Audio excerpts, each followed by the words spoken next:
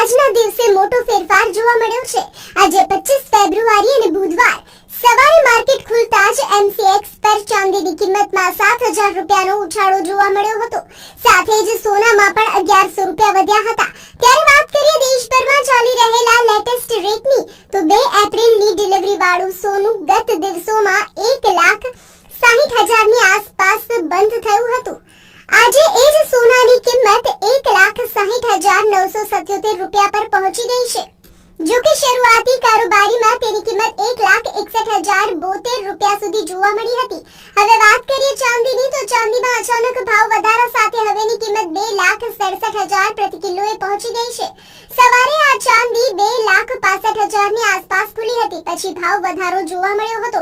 ત્યારે આ ભાવ જોતા લાગી રહ્યું છે કે સોના ચાંદીની ખરીદી કરતા લોકોએ ફરી એકવાર વિચારવું પડે તેવો સમય આવી ગયો છે।